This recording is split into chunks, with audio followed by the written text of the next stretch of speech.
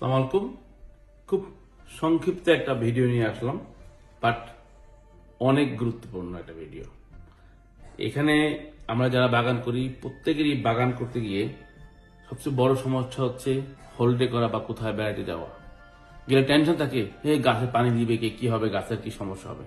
চলুন এই সমস্যা থেকে কিভাবে আমরা উতরাতে পারি। কি লাগবে? একটা বাকেট লাগবে, এটা বিএনপিতে পাবেন, এরকম বালতির মতো 1 পাউন্ডের। এরকম একটা পট লাগবে, এটাও মনে করেন 30 পি 40 পি। এরকম একটা বোল লাগবে, আর কম্পোস্ট লাগবেই। তা আমরা প্রথমেই এই বোলটাকে এরকম একটা ছিদ্র করবো। দেখেন ছিদ্রটা করবো এর মাপ অনুযায়ী। আমার কাছে এরকম হোলসো আছে, হোলসো দিয়ে আমি ছিদ্র করছি। ছিদ্র হয়ে গেল। এখন এরকম একটা পট আস্তে বসে যাবে এটার মধ্যে। দেখেন বসে গেল, বসা হয়ে গেল।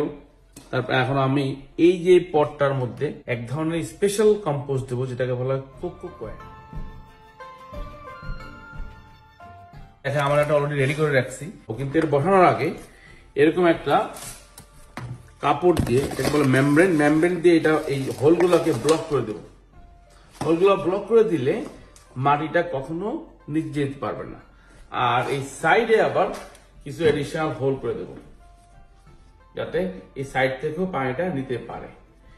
এখানে বসায় দিলাম, হোল করা হয়ে গেল, মেমব্রেনতে বসায় দিলাম। এখন এই যে এটা কিন্তু নর্মাল কম্পোস্ট না। এটা দেখেন আমি যদি চিপ দেই পানি বের হচ্ছে। এটার পানি অ্যাবজর্ব ক্ষমতা খুবই বেশি, এটাকে বলা হয় কোকো কয়েন। খুবই সস্তা, কিনতে পারবেন, আপনার ব্লক পাওয়া যায়। এবার বসায় দিবেন। বসানোর পরে এটাকে আস্তে আস্তে দেখেন খুব টাইট করে, কিচ্ছু করতে পারলে কোনো গ্লু লাগবে না। আপনারা এটাকে আস্তে করে এখানে বসায় দিবেন। বসানোর পরে এই যে নিচে যে একটা জায়গা পাচ্ছেন, গ্যাপ দেখতে পাচ্ছেন কিনা, ওই পুরোটা নিচে গ্যাপটার মধ্যে ভিতরে এটা উঠাই আমি। এটা যদি উঠাই এই জায়গাটা পুরোটা পানি থাকবে। এই পানিটা যদি অতিরিক্ত হয়, আমরা একটা ঠিক এই পটের মাপ অনুযায়ী এখানে একটা হোল করছি। দেখেন হোলটা একটু বড় করবেন। এটা হয়ে গেল পুরোপুরি হলে এখন এটার মধ্যে আমরা এভাবে একটা পট গাছ দেবো, আর পরে মাটি দিয়ে দেবো। কখনো উপর থেকে আমাদের পানি দিতে হবে না। এখন আমাকে বলবো যে মকুল পানি কিভাবে দেবো? পানি দিতে হলে কোনো কষ্ট নাই। আমাদের এখানে একটা হোল করা হলো। হোলটার দেখেন এই যে পানির মুখটা ঠিক আপনার এটা ঢুকে যাবে, এবং এখানে আপনি পানি দিয়ে দিবেন। অতিরিক্ত পানি দিলে পানি অটোমেটিক বের হয়ে যাবে। আর যদি মনে করেন যে আচ্ছা এখানে তো এদেশে খুব স্লাগ আছে, স্লাগ ঢুকে যাবে, এই জন্য এরকম একটা কাপড় দিয়ে সুন্দর করে একটা রোল বানিয়ে এটাকে মুখটাকে বন্ধ করে দেবে, যাতে স্লাগ না ঢুকতে পারে। ভিতরে দেখেন পানিটা দেখা যাচ্ছে নিচে।